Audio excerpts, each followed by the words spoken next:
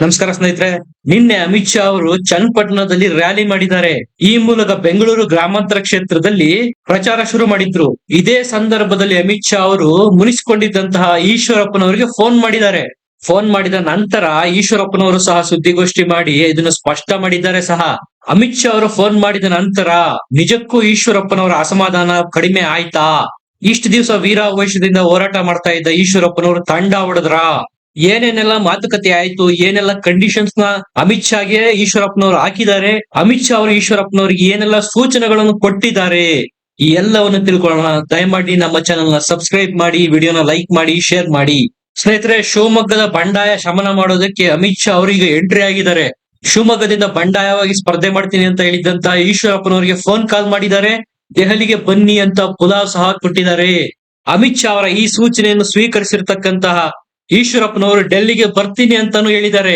ಸ್ನೇಹಿತರೆ, ಈಶ್ವರಪ್ಪನವರಿಗೆ ಹಾವೇರಿ ಟಿಕೆಟ್ ಕೊಡೋದಕ್ಕೆ ಆಗೋದಿಲ್ಲ ಅನ್ನೋದು ಸ್ವತಃ ಈಶ್ವರಪ್ಪನವರಿಗೆ ಗೊತ್ತಿತ್ತು. ಯಾಕಂದ್ರೆ ಅಲ್ಲಿ ಲೆಕ್ಕಾಚಾರ ಮತ್ತು ಜಾತಿ ಸಮೀಕರಣ ಆಗಿರ್ಬೋದು, ರಾಜಕೀಯ ಸಮೀಕರಣ ಆಗಿರ್ಬೋದು, ಯಾವುದು ಅಲ್ಲಿ ಹೊಂದಾಣಿಕೆ ಆಗ್ತಾ ಇರಲಿಲ್ಲ. ಹಾಗಾಗಿ ಈಶ್ವರಪ್ಪನವರಿಗೆ ಟಿಕೆಟ್ ಹಾವೇರಿ ಕ್ಷೇತ್ರದಿಂದ ಬಿಜೆಪಿ ನಿರಾಕರಿಸಿತ್ತು. ಈಶ್ವರಪ್ಪನವರ ವಾದ ಏನಪ್ಪಾ ಅಂದ್ರೆ 2023ರಲ್ಲಿ ನನಗೆ ಟಿಕೆಟ್ ತಪ್ಪಿಸಿದ್ರಿ, ಆಗ ನಾನು ಬಂಡೇಳಲಿಲ್ಲ, ನೀವು ಹೇಳದಕ್ಕೆಲ್ಲ ಓಕೆ ಅಂದೆ. ಈಗ ಯಡಿಯೂರಪ್ಪನವರು ನನಗೆ ಹಾವೇರಿ ಟಿಕೆಟ್ ಕೊಡಿಸ್ತೀನಿ ಅಂತ ಭರವಸೆ ಕೊಟ್ಟು ಕೈ ಎತ್ತಿದ್ದಾರೆ. ಸ್ನೇಹಿತರೆ, ಈಶ್ವರಪ್ಪನವರ ಮನಸ್ಸಿಗೆ ಬಂದಿದೆ ಅಭಿ ನಹಿ ತೋ ಕಭಿ ನಹಿ ಅಂತ. ಈಗ ಅವರಿಗೆ ಮಾಡು ಇಲ್ಲವೇ ಮಡಿ ಅನ್ನೋ ಹೋರಾಟಕ್ಕೆ ಬಂದಿದ್ದಾರೆ. ಈ ಚಾನ್ಸ್ ಏನಾದ್ರೂ ನಾನು ಮಿಸ್ ಮಾಡಿದ್ರೆ ಮುಂದೆ ನನಗೆ ಏನೂ ಸಿಗಲ್ಲ. ಯಾಕಂದ್ರೆ ಈಗ ಯಡಿಯೂರಪ್ಪನವರ ಮಗ ವಿಜಯೇಂದ್ರ ಅವರು ರಾಜ್ಯಾಧ್ಯಕ್ಷರಾಗಿದ್ದಾರೆ. ಈಗಾಗ್ಲೇ ಈಶ್ವರಪ್ಪನವರು ಯಡಿಯೂರಪ್ಪ ಮತ್ತು ಅವರ ಕುಟುಂಬದ ವಿರುದ್ಧ ಹರಿಹಾಯ್ತಾನೆ ಇದ್ದಾರೆ. ಸಹಜವಾಗಿ ಇದೆಲ್ಲವನ್ನು ವಿಜಯೇಂದ್ರ ಅವರು ಮನಸ್ಸಿನಲ್ಲಿ ಇಟ್ಕೊಂಡಿರ್ತಾರೆ. ಇದನ್ನ ಕೊಡಬೇಕಾದ ಟೈಮ್ ಅಲ್ಲಿ ವಾಪಸ್ ತಿರುಗಿಸಿ ಕೊಡ್ತಾರೆ ಅನ್ನೋದು ಈಶ್ವರಪ್ಪನವರಿಗೂ ಗೊತ್ತು. ಕಬ್ಬಿಣ ಕಾದಾಗ್ಲೇ ಹೊಡಿಬೇಕು ಅನ್ನೋದು ಈಶ್ವರಪ್ಪನವರ ಮನಸ್ಸಿನಲ್ಲಿ ಈಗ ಓಡ್ತಾ ಇರೋದು. ಅದೇ ಸಮಯಕ್ಕೆ ಈಗ ಅಮಿತ್ ಶಾ ಅವರು ಸಹ ಈಶ್ವರಪ್ಪನವರಿಗೆ ಕರೆ ಮಾಡಿ ಮನವೊಲಿಸೋದಕ್ಕೆ ಪ್ರಯತ್ನ ಮಾಡಿದ್ದಾರೆ. ಸ್ನೇಹಿತರೆ, ರಾಜಕಾರಣಿಗಳು ಅಂದ್ರೆ ಅವರಿಗೆ ಆಸೆ ಆಕಾಂಕ್ಷೆಗಳಂತೂ ಸಹಜವಾಗಿ ಇದ್ದೇ ಇರುತ್ತೆ, ಅದು ಸಹಜ ಕೂಡ. ಅದಕ್ಕೆ ಸಿದ್ದರಾಮಯ್ಯನವರು ಹೊರತಲ್ಲ, ಯಡಿಯೂರಪ್ಪನವರು ಹೊರತಲ್ಲ, ಕುಮಾರಸ್ವಾಮಿ ಅವರು ಹೊರತಲ್ಲ, ಯಾವ ನಾಯಕರು ಹೊರತಲ್ಲ. ನಿನ್ನೆ ಇದ್ದಕ್ಕಿದ್ದಂತೆ ಫೋನ್ ಮಾಡಿದಂತ ಅಮಿತ್ ಶಾ ಅವರು ಈಶ್ವರಪ್ಪನವರಿಗೆ ಕೇಳ್ತಾರೆ, ನೀವು ಹಿರಿಯ ಕಾರ್ಯಕರ್ತರಿದ್ದೀರಾ, ಪಾರ್ಟಿಯಲ್ಲಿ ಹಿರಿಯ ನಾಯಕರಿದ್ದೀರಾ, ನೀವೇ ಕಂಟೆಸ್ಟ್ ಮಾಡ್ತೀನಿ ಅಂದ್ರೆ ಹೆಂಗೆ ಅಂತ. ಇಲ್ಲ, ಪಾರ್ಟಿ ಒಂದು ಕುಟುಂಬದ ಹಿಡಿತದಲ್ಲಿದೆ, ಅದನ್ನು ಶುದ್ಧೀಕರಣ ಮಾಡ್ಬೇಕು. ಯಡಿಯೂರಪ್ಪನವರು ನನಗೆ ಟಿಕೆಟ್ ಕೊಡಿಸ್ತೀನಿ ಅಂತ ಭಾಷೆ ಕೊಟ್ಟು ಮೋಸ ಮಾಡಿದ್ದಾರೆ. 2023ರಲ್ಲಿ ನೀವು ಹೇಳದಂತೆನೆ ನಾನು ಎಲೆಕ್ಷನ್ಗೆ ನಿಲ್ಲಿಲ್ಲ, ನೀವ್ ಹೇಳದಿಕ್ಕೆಲ್ಲ ತಲೆ ಆಡಿಸ್ದೆ. ಆದ್ರೆ ಈಗ ನನಗೆ ಟಿಕೆಟ್ ಕೊಡ್ತೀನಿ ಅನ್ನೋ ಭರವಸೆ ಕೊಟ್ಟು ನನ್ನನ್ನು ಈಗ ಮೂಲೆ ಗುಂಪು ಮಾಡಲಾಗಿದೆ. ನನ್ನ ರಾಜಕೀಯ ಭವಿಷ್ಯ ಏನು?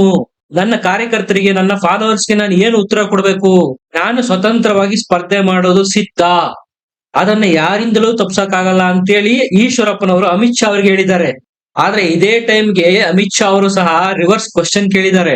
ಸರಿ, ಶುದ್ಧೀಕರಣ ಮಾಡ್ಬೇಕು ಅಂತಿರಲ್ಲ, ವಿಜಯೇಂದ್ರ ಅವರು ರಾಜ್ಯಾಧ್ಯಕ್ಷರಾಗಿ 6 ತಿಂಗಳಿಗೂ ಹೆಚ್ಚು ಕಾಲ ಆಯ್ತು, ಅಲ್ಲಿಂದ ಇಲ್ಲಿವರೆಗೂ ಶುದ್ಧೀಕರಣದ ನೆನಪು ಯಾಕೆ ಆಗ್ಲಿಲ್ಲ ನಿಮಗೆ? ಲೋಕಸಭಾ ಚುನಾವಣೆ ಹತ್ರ ಬಂದಾಗ್ಲೇ ಯಾಕಾಯ್ತು? ಬಿಜೆಪಿ ರಾಜ್ಯ ಘಟಕ ಯಡಿಯೂರಪ್ಪನವರ ಪರಿವಾರದ ಕುಟುಂಬದ ಕೈಯಲ್ಲಿದೆ ಅಂತ ಆರೋಪ ಮಾಡ್ತಿರಲ್ಲ, ಇದು ನಿಮಗೆ 2024ರ ಎಲೆಕ್ಷನ್ ಹತ್ರ ಬಂದಾಗ್ಲೇ ಯಾಕೆ ಕುಟುಂಬ ರಾಜಕಾರಣ ಅನ್ನಿಸ್ತು? ಇಷ್ಟು ದಿವಸ ಯಾಕೆ ಅನ್ನಿಸ್ಲಿಲ್ಲ? ಈ ಎಲ್ಲ ಪ್ರಶ್ನೆಗಳನ್ನು ಅಮಿತ್ ಶಾ ಅವರು ಈಶ್ವರಪ್ಪನವರಿಗೆ ಕೇಳಿದ್ದಾರೆ. ಒಂದು ಕುಟುಂಬದ ಕೈಲಿ ಬಿಜೆಪಿ ಇದೆ ಅಂತ ಹೇಳ್ತಿರಲ್ಲ, ನೀವು ಕೇಳ್ತಾ ಇರೋದಾದ್ರೂ ಯಾರಿಗೆ ಟಿಕೆಟ್ ನ? ನಿಮ್ಮ ಮಗನಿಗೆ ತಾನೆ?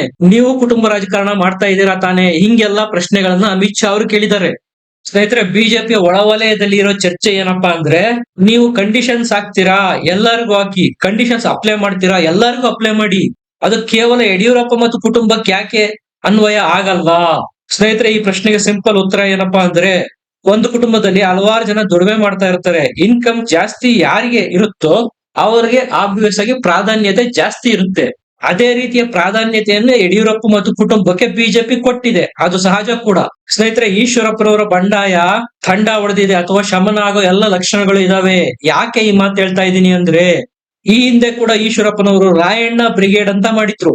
ರಾಜ್ಯಾದ್ಯಂತ ದೊಡ್ಡ ಮಟ್ಟದಲ್ಲಿ ಅದನ್ನ ಸಂಘಟನೆ ಮಾಡೋದಕ್ಕೂ ಶುರು ಮಾಡಿದ್ರು. ಹಾಗೂ ಸಹ ಅಮಿತ್ ಶಾ ಅವರು ಒಂದೇ ಒಂದು ಫೋನ್ ಕಾಲ್ ಮಾಡಿ ಹೇಳಿದ್ರು, ಈ ಸಂಘಟನೆಯನ್ನು ನಿಲ್ಲಿಸಿ ಅಂತ. ಆಗ ಈಶ್ವರಪ್ಪನವರು ರಾಯಣ್ಣ ಬ್ರಿಗೇಡ್ ನ ಅಲ್ಲಿಗೆ ನಿಲ್ಲಿಸಿದ್ರು. ಈಗ ಅಂತಹುದ್ದೇ ಸನ್ನಿವೇಶ ಎದುರಾಗಿದೆ ಅಷ್ಟೇ. ಈಗ ಮತ್ತದೇ ಫೋನ್ ಕಾಲ್ ಅಮಿತ್ ಶಾ ರಿಂದ ಬಂದಿದೆ. ಇದಕ್ಕೆ ಪಾಸಿಟಿವ್ ಆಗಿ ರೆಸ್ಪಾನ್ಸ್ ಮಾಡಿರ್ತಕ್ಕಂತ ಈಶ್ವರಪ್ಪನವರು ಡೆಲ್ಲಿಗೆ ಬರ್ತೀನಿ ಅಂತ ಸಮ್ಮತಿ ಸಹ ಸೂಚಿಸಿದ್ದಾರೆ. ಕೆಲವು ಕಂಡೀಷನ್ಸ್ ಹಾಕಿದ್ದಾರೆ ಅಂತ ಹೇಳಲಾಗ್ತಾ ಇದೆ. ಆದ್ರೆ ನಾನು ಶಿವಮೊಗ್ಗದಲ್ಲಿ ರಾಘವೇಂದ್ರ ಅವರ ವಿರುದ್ಧ ಸ್ಪರ್ಧೆ ಮಾಡೋದು ಖಚಿತ. ವಾಪಸ್ ತಗೊಳ್ಳಿ ಅಂತ ಹೇಳ್ಬೇಡಿ ನನಗೆ. PY ವಿಜಯೇಂದ್ರ ಅವರನ್ನು ರಾಜ್ಯಾಧ್ಯಕ್ಷ ಪಟ್ಟದಿಂದ ಕಿತ್ತು ಹಾಕಿದ್ರೆ ಮಾತ್ರ ನಾನು ಶಿವಮೊಗ್ಗ ಕ್ಷೇತ್ರದಿಂದ ಸ್ಪರ್ಧೆ ಮಾಡಲ್ಲ ಅಂತೆಲ್ಲ ಈಶ್ವರಪ್ಪನವರು ಸ್ಪಷ್ಟವಾಗಿ ಹೇಳಿದ್ದಾರೆ. ಆದ್ರೆ ಅಮಿತ್ ಶಾ ಅವರ ಜೊತೆಗೆ ಮಾತುಕತೆಗೆ ಕುಂತಾಗ ಇದೇ ಪಟ್ಟುಗಳನ್ನು ಈಶ್ವರಪ್ಪನವರು ಹಾಕ್ತಾರಾ ಅನ್ನೋದು ಕಾದು ನೋಡ್ಬೇಕು.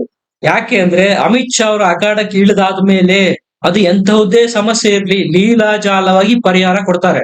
ಅಮಿತ್ ಶಾ ಅವರು ಈಶ್ವರಪ್ಪನವರ ಮನವೊಲಿಸುವ ಎಲ್ಲ ಸಾಧ್ಯತೆಗಳು ಇದಾವೆ.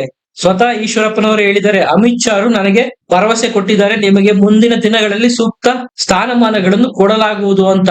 ಇದರ ಅರ್ಥ 50% ನಷ್ಟು ಆಲ್ರೆಡಿ ಅಮಿತ್ ಶಾ ಅವರ ಮಾತಿಗೆ ಈಶ್ವರಪ್ಪನವರು ಸಮ್ಮತಿ ಸೂಚಿಸಿದ್ದಾರೆ. ಎಲ್ಲವನ್ನು ಫೋನ್ ನಲ್ಲೇ ಮಾತಾಡೋದಕ್ಕೆ ಆಗೋದಿಲ್ಲ. ಆದ ಕಾರಣ ಡೆಲ್ಲಿಗೆ ಬನ್ನಿ ಅಂತ ಈಶ್ವರಪ್ಪನವರಿಗೆ ಸೂಚಿಸಿದ್ದಾರೆ. ಈಶ್ವರಪ್ಪನವರು ಸಹ ಡೆಲ್ಲಿಗೆ ಹೋಗ್ತಾ ಇದ್ದಾರೆ. ನೀವು ಕೇಳ್ಬೋದು, ಈಶ್ವರಪ್ಪನವರು ಇಷ್ಟು ದೂರ ಬಂದಿದ್ಯಾಕೆ? ಮೋದಿಜಿ ಮತ್ತು ಅಮಿತ್ ಶಾ ಅವರನ್ನು ಬಿಟ್ಟು ಉಳಿದವ್ರನ್ನೆಲ್ಲ ಈಶ್ವರಪ್ಪನವರು ತೆಗಳ್ತಾ ಇರೋದು ಯಾಕೆ? ಬಿಜೆಪಿಯ ಕರ್ನಾಟಕ ರಾಜ್ಯ ಘಟಕದ ವಿರುದ್ಧ ಹರಿಹಾಯ್ತಾ ಇರೋದು ಯಾಕೆ ಅಂತ ಕೇಳ್ಬೋದು.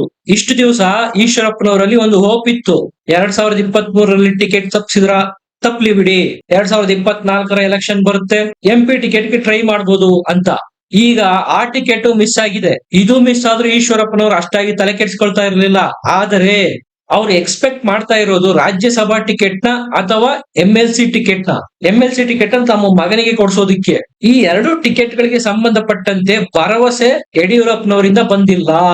ಯಾವಾಗ ಪಕ್ಷದಲ್ಲಿ ತನಗೆ ಯಾವ ಸ್ಥಾನಮಾನಗಳು ಸಿಗ್ತಾ ಇಲ್ಲ, ಮುಂದೆ ಸಿಗೋದು ಡೌಟ್ ಅಂತ ಗೊತ್ತಾಯ್ತೋ, ಹಾಗಾಗಿ ಈಶ್ವರಪ್ಪನವರು ಇಷ್ಟು ದೂರ ಬಂಡಾಯ ಎದ್ದಿರೋದು. ಈಗ ಮತ್ತದೇ ಭರವಸೆಗಳು ಕೇಂದ್ರ ನಾಯಕರಿಂದ ಸಿಕ್ಕರೆ ಈಶ್ವರಪ್ಪನವರು ರಿವರ್ಸ್ ಆಗೋ ಎಲ್ಲ ಸಾಧ್ಯತೆಗಳು ಇದಾವೆ. ಈಶ್ವರಪ್ಪನವರ ಬಂಡಾಯ ತಂಡ ಆಗೋ ಎಲ್ಲ ಸಾಧ್ಯತೆಗಳು ಇದಾವೆ. ರೋಗಿ ಬಯಸಿದ್ದು ಹಾಲು ಅನ್ನ, ಡಾಕ್ಟರ್ ನೀಡಿದ್ದು ಹಾಲು ಅನ್ನ ಅನ್ನಂಗೆ ಈಶ್ವರಪ್ಪನವರು ಫೋನ್ ಕಾಲ್ಗೋಸ್ಕರ ವೇಟ್ ಮಾಡ್ತಾ ಇದ್ರು. ಅದು ಅಮಿತ್ ಶಾ ಅವರ ಫೋನ್ ಕಾಲ್ಗೋಸ್ಕರ. ಈಗ ಅದು ಬಂದಿದೆ.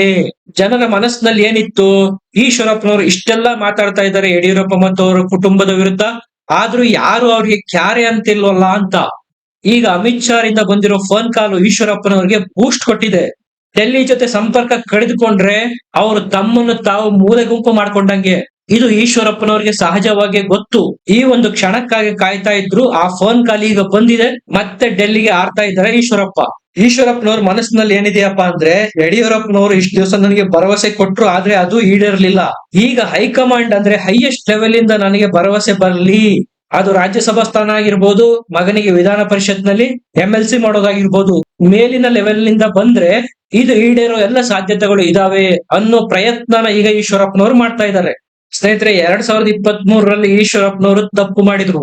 ಅವರದೇ ಕ್ಷೇತ್ರ ಬಿಟ್ಕೊಡುವಾಗ ಏನಾದ್ರೂ ಈ ಬಂಡಾಯ ಎದ್ದಿದ್ರೆ ಇಷ್ಟೊತ್ತಿಗೆ ಅವರಿಗೆ ಜಗದೀಶ್ ಶೆಟ್ಟರ್ಗೆ ಯಾವ ತರ ಟಿಕೆಟ್ ಸಿಕ್ತೋ ಬೆಳಗಾವಿದು, ಅದೇ ತರ ಅಟ್ಲೀಸ್ಟ್ ಅವ್ರ ಮಗನಿಗಾದ್ರೂ ಹಾವೇರಿ ಟಿಕೆಟ್ ಸಿಕ್ಕಿರೋದು. ಆಗ ಬಿಟ್ಟು ಈಗ ಹಿಡಿಯೋದಕ್ಕೆ ಈಶ್ವರಪ್ಪನವರು ಟ್ರೈ ಮಾಡ್ತಾ ಇದ್ದಾರೆ. ಸ್ನೇಹಿತರೆ, ಇದಿಷ್ಟು ಈಶ್ವರಪ್ಪನವರ ಬಂಡಾಯ ಮತ್ತು ಅದನ್ನು ತಣಿಸೋದಿಕ್ಕೆ ಬಿಜೆಪಿ ಹೈಕಮಾಂಡ್ ಅವರು ಮಾಡ್ತಾ ಇರೋ ಪ್ರಯತ್ನಗಳ ಬಗ್ಗೆ. ವಿಡಿಯೋನ ಲೈಕ್ ಮಾಡಿ, ಶೇರ್ ಮಾಡಿ, ನಮ್ಮ ಚಾನೆಲ್ ನ ಸಬ್ಸ್ಕ್ರೈಬ್ ಮಾಡಿ, ಬೆಲ್ ಐಕನ್ ಪ್ರೆಸ್ ಮಾಡಿ. ಮತ್ತೆ ಸಿಗೋಣ. ನಮಸ್ಕಾರ.